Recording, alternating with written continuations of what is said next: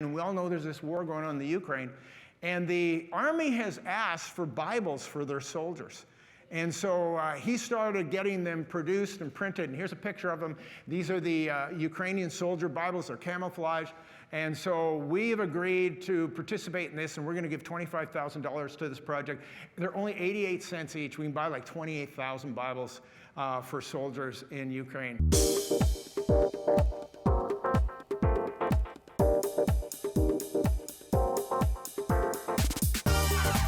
Welcome to Church of the Rock from Winnipeg.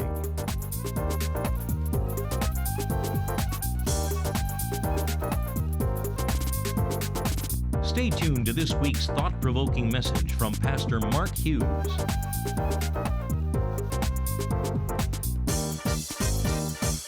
Welcome to our 2023 pie auction for missions. We're going to launch right into it because we have a lot of ground to cover. So every year we focus on doing a fundraiser specifically for the 1040 window. This goes back 25 years for us. The missiologists came up with this term called the 1040 window. And here's it is. I'll throw it up on the screen. And it's a strip of the world, a window of the world, 10 degrees north to 40 degrees north through Africa and through Asia. And I'll tell you who lives there. 50% of the world's population lives there, 80% of the world's poverty, and 93% of the unreached peoples, the peoples that have never heard the gospel of Jesus Christ before. But here's the other side of that equation. When it comes to the church, we only send 3% of our missionaries into the 1040 window, and only 7% of our missions giving budget. So we scratched our head about 25 years ago, and we thought we should do something different, and we should make that our main focus and send the majority of our money into the 1040 window. We passed a milestone in 2022, and we have now contributed in the lifespan of the church to the missions cause around the world. Are you ready for this number? $10 million. We surpassed that number. I know pride is a sin, but I'm going to be a bit prideful today because I just am so proud of you that you have stepped up and just done such an extraordinary thing. My message today is called For a Few Dollars More. Now, some of you who are movie buffs are going to recognize that name. Let me tell you the story and where we're going with this. So back in the 60s, there was an Italian movie director by the name of Sergio Leone, and he created these things called spaghetti westerns. And they were called spaghetti westerns because they had Italian directors producing Western movies in Europe for the American market. And so Sergio Leone came across a young upstart actor that he thought had a career ahead of him. And you may have heard of him. His name was Clint Eastwood. And he hired him, and he made 3 movies with Clint Eastwood, and they called them the Dollars Trilogy. And here they are. I'm going to throw it up on the screen. They were The Fistful of Dollars, The Good, the Bad, and the Ugly, and For a Few Dollars More. Most of you probably recognize The Good, the Bad, and the Ugly, but he did all 3 of these one year after another, and they were actually set in Texas, but they were actually produced in southern Spain. They had nothing to do with the U.S. whatsoever. Now, for my money, the best of the trilogy is For a Few Dollars More. And the story is great. I want to tell you the story. So you have a villain, and he's a Mexican bandito, and his name is El Indio. And El Indio is going to rob the El Paso Bank. And there's this bounty hunter, the man with no name, played by Clint Eastwood, and another man played by Lee Van Cleef. Here's the poster of this. And these 2 men, they gang up, and their job is to go and bring back the bounty for these banditos, as well as bring back the money from the bank. Now, here it is. They stole from the bank $1 million. Everybody say, $1 million. No, you're not saying that right. It's not $1 million. It's $1 million. So let me hear you say it. Thank you. There's a reason why we're saying it like that. And you're going to find out in a minute how important it is to this whole thing. So anyway, I don't want to ruin the movie for you. But Lee Van Cleef and Clint Eastwood kill all the bad guys, get the bounty, and bring the $1 million back. We've raised $10 million over the course of our life as a church. And typically on Pie Auction Weekend, we raise somewhere between $300,000 and $350,000. And that's all our services, all our campuses, it's online and television audience as well. And so collectively, we're somewhere in the mid 300,000. It's a lot of money. It's nothing to sneeze at. But this year we decided we were going to do a few dollars more. We asked people to do this. We said, we think every family could do $1 a day. And the world lives on $1 a day. Most of the world lives on $1 a day. That's all they live on. And for us, $1 a day, you lose $1 a day in your couch every single day. $1 a day is nothing to you. You would never miss $1 a day. So we asked people, we want every family to do at least that. Now, a lot of people do $3,000 and $4,000, and we had a pie sell this morning for $5,000, another one for $6,000. People really step up. But we think on average, everybody could have done $1 a day or $365 a year, and that's how we did this. So this year, we're going to ask you to do a few dollars more, and instead of $1 a day or $7 a week, we're going to ask you to do a few dollars more and do $10 a week. And so $10 a week over the course of a year is going to be like $500. So we're asking every family to consider doing at least $500 and really stretching. And if we do that, then what will happen is you will contribute, while we've done the math, and we'll end up raising on this weekend $500,000, which is $500,000. And this is what we're going to do. For every dollar that is raised, we're going to go into our savings and we're going to double it. And so we're going to take that $500,000 and we're going to turn it into $1 million. So we have this audacious goal of giving $1 million to the 1040 window this year. How many of you like that idea? And we will do it because we've already had 2 services and we're already at record numbers on this. But I want to take you into the scripture for just a moment, and I want to tell you this little story. So when the children of Israel were about to go into the promised land, Moses warned them about something. They were about to go into the land flowing with milk and honey. And Moses says this to them in Deuteronomy 8. He says, look, when you get in there, your crops are going to multiply, and your herds are going to multiply, and your gold is going to multiply, and your silver is going to multiply, and you're going to dwell in beautiful houses. And then your heart is going to be lifted up, and you're going to forget the Lord your God. And so he's warning them about that. And then I'm going to pick it up in verse 16. And he says, then you will say in your heart, my power and my might of my hand has gained me this wealth. And you shall remember the Lord your God, for it is he who gives you the power to get wealth, that he may establish his covenant, which he swore to your fathers as it is this day. And he says, you've got to remember that this is not you that has the power to get wealth. It's me that gives you this power to get wealth. I sent you and brought you into the promised land. Now here's my question for you. If there is a promised land somewhere in the world, where is it? It's Canada. I don't know if it's Winnipeg, but it's Canada. It's Canada. I mean, we're living in the promised land, people. We have peace and we have prosperity, and most of the time we have democracy. We have a lot of good things going in our land. The world envies Canada. And here's what I want to suggest to you. Don't think for a moment that the wealth that you have and the beautiful home that you dwell in is entirely your credit. Would you have that kind of a life if you lived in Rwanda or Somalia? And the answer is no, you would not. You only have that because you've worked hard in the land flowing with milk and honey in the promised land. And he says, don't you forget that it is the Lord your God who gives you the power to get wealth. And when we look at our lives, I mean, we are so fortunate amongst people in the world. I'm going to give you some numbers on this. So don't put up your hand on this, but if you make $25,000 or more a year, which most people do because that's basically minimum wage, you are the wealthiest 10% in the world. You are wealthier than 90% of the rest of the world. If you own a car and a home, how many of you own a car and a home? How many? Let me see your hands. Be honest with me. How many? A lot of people in this room. You are the wealthiest 5%. You're wealthier than 95% of the world. If you make $50,000 plus, and again, I'm not going to ask you to put up your hand, but most of you, or many of you do, you're the wealthiest 1%. You're wealthier than 99% of the world. So we need to remember that. I think we can do a few dollars more, don't you? I think we could step up and do a bit more and recognize. He said this. He said, the Lord gives you power to get wealth that you may establish his covenant in the earth. It's for a purpose, so that we would share some of what we have to send the message of the gospel to the world. That's what he's telling us. So we have 25 projects that we're doing this year. I don't have time to go through them all. You can look on our website. They're all listed there. We're all over the world, particularly in the 1040 window. But I'm going to highlight 6 of them because I only have so much time today. And I'm going to highlight 6 projects. Here they are. And they're listed there. I'm going to go through them one by one and just tell you a little bit about them. I'm particularly excited about this first one. It's the Purus River Boat Project, and it's in Brazil.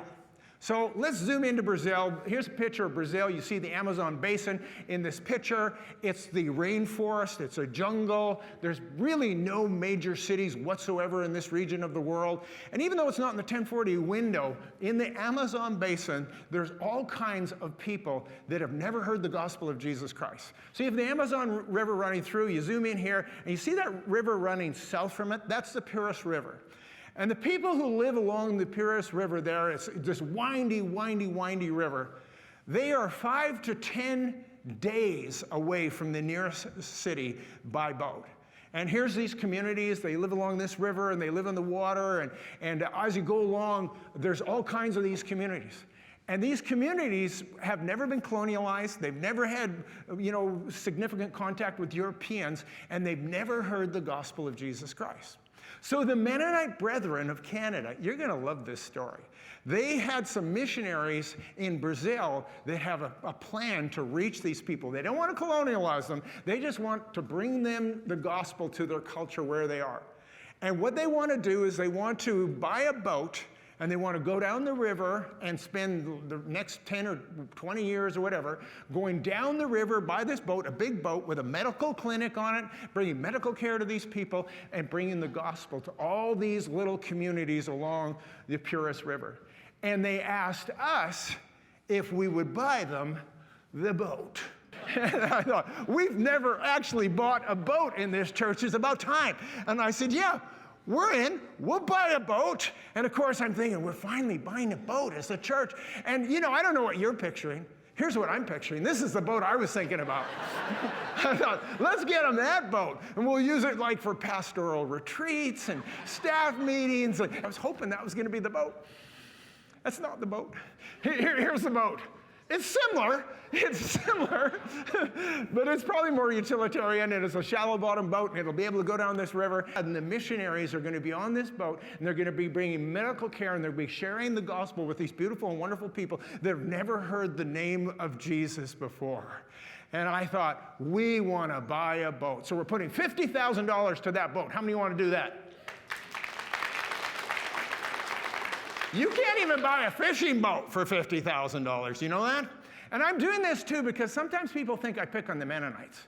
And it's not true, but it does boil back to the 4 great religious truths of all time. See, the Muslims do not recognize the Jews as God's chosen people, number 1. Number 2, the Jews do not recognize Christ as the Messiah. Number 3, the Protestants do not recognize the Pope as the head of the church. And number 4, the Mennonites do not recognize one another in the liquor store. Here I went and I won over all the Mennonites, and then I lost them in one fell swoop. It's not my fault. That's very funny stuff, people.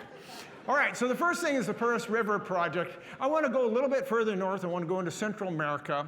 And there's something going on there that I want to tell you about and we want to be part of, and I think you'll agree in a moment. So El Salvador, you may or may not know, is the single most violent country in the world. It is 10 times more violent than the United States, 4 times more violent than Somalia, 3 times more violent than Russia. For goodness sakes, this is a violent country, and there's a story behind it which is quite remarkable. So back in the 80s, there was this civil war that was kind of started by the United States, if you want to know the truth. And they sent billions of dollars into El Salvador to provide arms and overturn the government. And then there was these rebels, and they fled north, and guess where they went? To the United States. And particularly, they went into the city of Los Angeles, and they began a gang there called the MS-13. The MS-13 is probably the biggest and most dangerous and violent gang in the entire world. And so now they got a problem in Los Angeles. And so in 2000, Bill Clinton signed into law this bill to fast-track deportation of this gang, the MS-13. Are you ready for this? They sent and deported 40,000 Salvadorians back to El Salvador, all these criminals. Now, El Salvador didn't want them, but neither did the U.S., so they sent them out of the U.S. And you say, well, how did they round up these guys? How did they know what they were looking for? Well, it wasn't very hard, because if you're a member of MS-13, you tattoo the name on your body, usually, look at these pictures, usually all over your body. So all of them are tatted up with this MS-13. They rounded up 40,000 of them, and they shipped them back to El Salvador.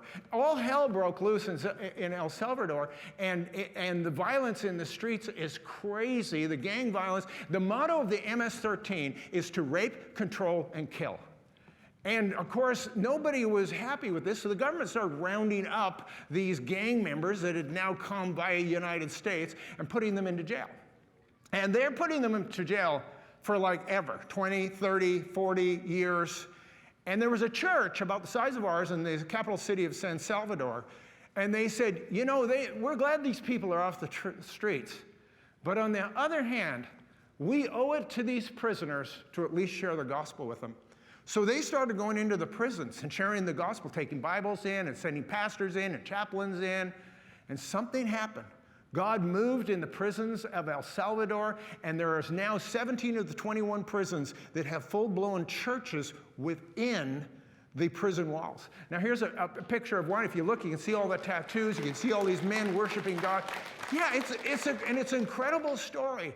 And then there's a church called it's a prison, but it's really turned into a church. This one here is called the San Francisco prison. And there's 1,000 prisoners in this one prison, and almost every single last one of these prisoners has come to Christ and is worshiping God, and their lives are changed. And people say, well, maybe they're just faking it to get off for good behavior. There's no getting off for good behavior. They're in there for the rest of their lives. And they are making a life in Christ. And I know people hear these stories and they look at these pictures and they have a hard time believing this is so. But you remember what the scripture says? It says, where sin abounds, grace abounds the more. And Kathy and I have seen this sort of thing personally. In the 90s, we were in Argentina, and we went to a maximum security prison called Los Alamos Prison. It was the first prison where this ever happened. And there was 3,000 prisoners in this old, beat-up third world prison. It was scary, I'm telling you, walking into that place. But we did. We went into this prison. There was 3,000 prisoners. Half of them had come to Christ. And we went into the chapel. The chapel was about half the size of this room.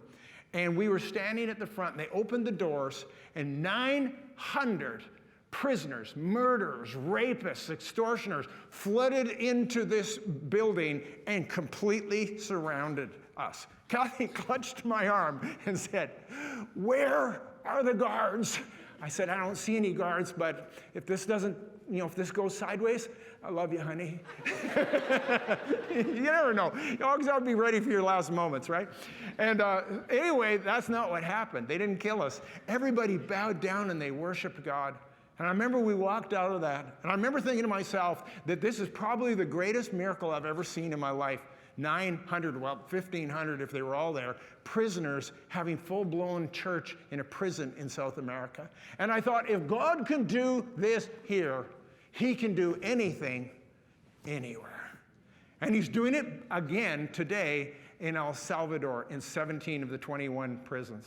A new president was elected, and he was elected on a platform that he was going to end this thing with these gangs.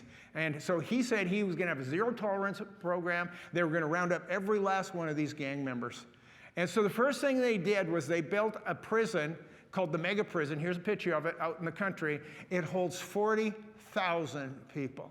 And then he put together this army of soldiers, and they went out in the streets. Like I said, they're easy to spot, and they rounded them up. One by one, they rounded these men up. That prison holds 40,000 prisoners. They have arrested 62,000 so far. So the population, prison population, has gone from 40,000 to over 100,000 in just a few months. And I mean, look at the way they're crowded in. Look at the way they're jammed in there.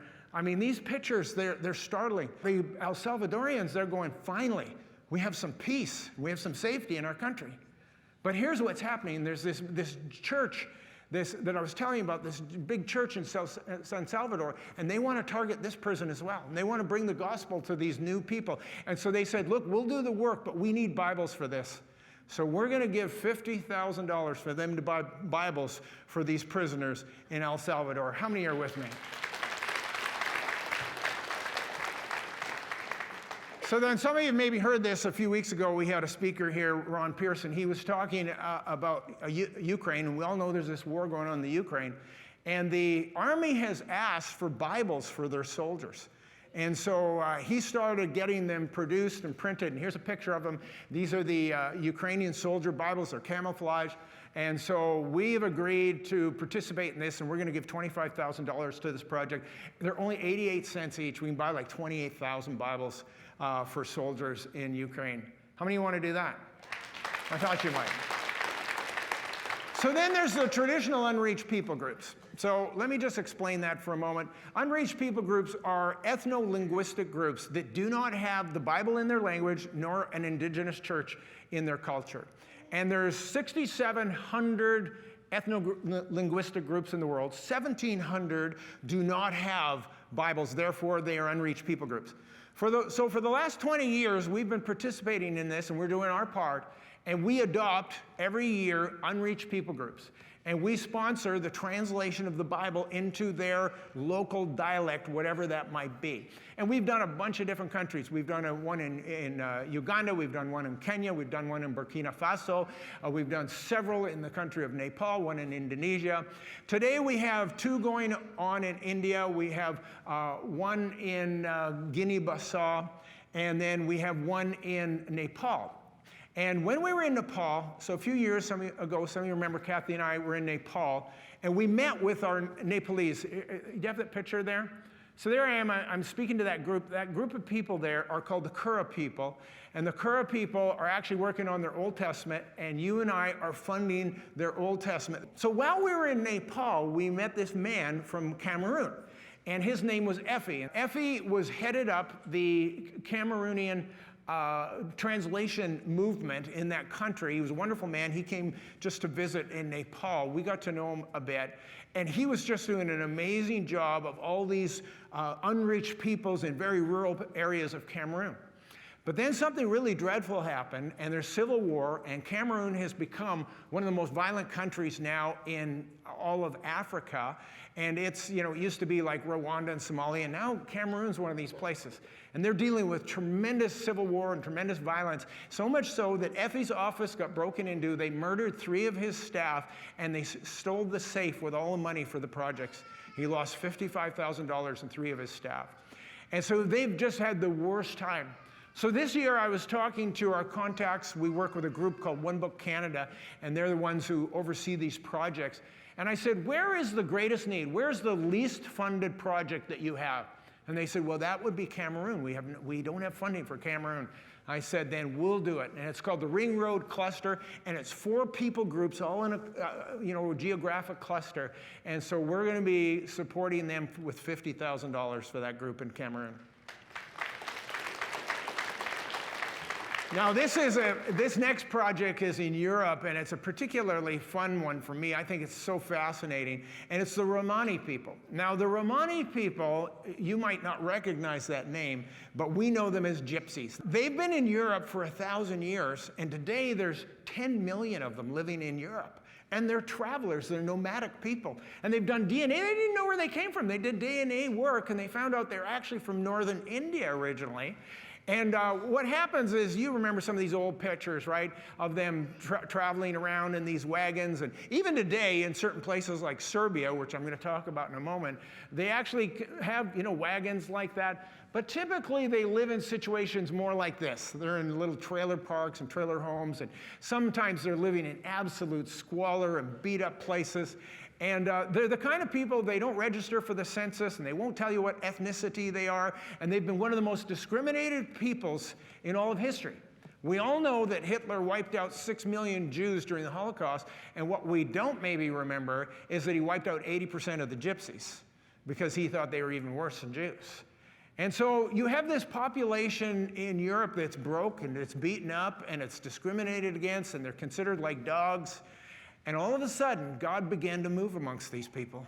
And they went from fortune telling to following Jesus. And there's a big church in Serbia of over 1,000 people. They call themselves, not my name, theirs, they call themselves the Gypsy Church. And here's a picture of it. They meet in a big circus tent. And they have this mission to reach the gypsies, or the Romani people of Serbia. And they said, look, we'll do the work, but we need you to help us do it. And we want to ask that you would sponsor us with church planters. And for $200 a month, we can send out a church planter. So we're going to be giving them $12,000 so they can go into these communities. They bring them food and they bring them wood and whatever they don't have, and they preach the gospel. And there's a great move of God going on in Serbia amongst the Romani people. So we thought that was a pretty cool project. Now, the last one I want to highlight in this little journey around the world, I want to talk about Ethiopia for a moment. Because if there was a single hotbed of the gospel somewhere in the world, it's actually Ethiopia. And it's really fascinating because if you remember, the first non-Jewish convert was the Ethiopian eunuch way back when in Acts chapter 8.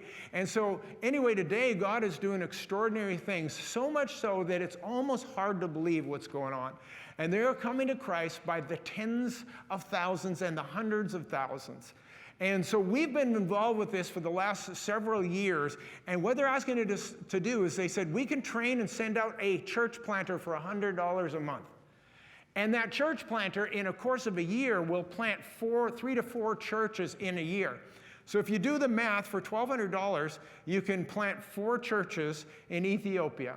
So that's $300 to plant a church. Do you know what it cost us to plant our campuses, to plant those churches like Bronx Park and North End?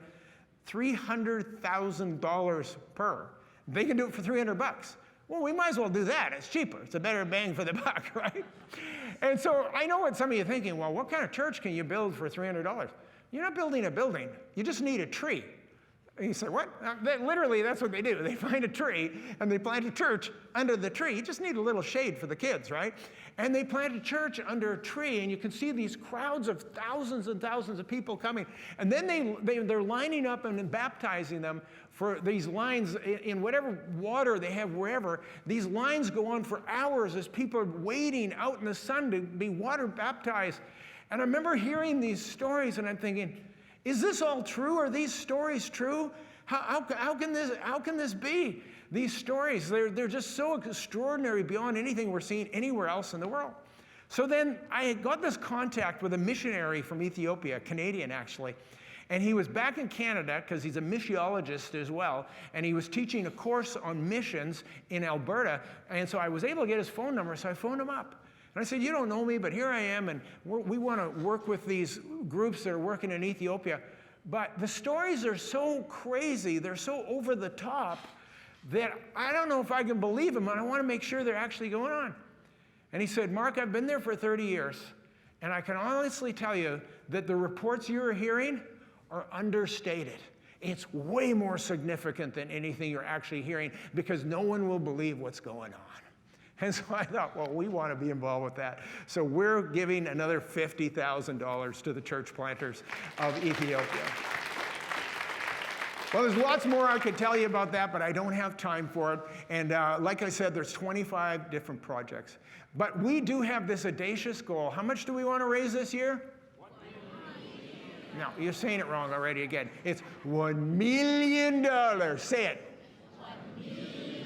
I know you're embarrassed to say that like that, but we're doing it anyway because we're having fun.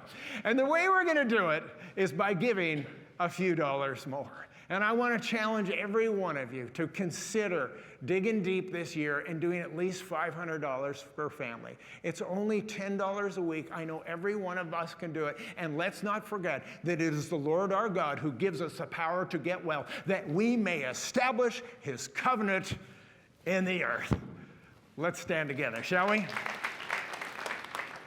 And one more thing, I want to remind you that every one of you can be part of this great mission to the 1040 window.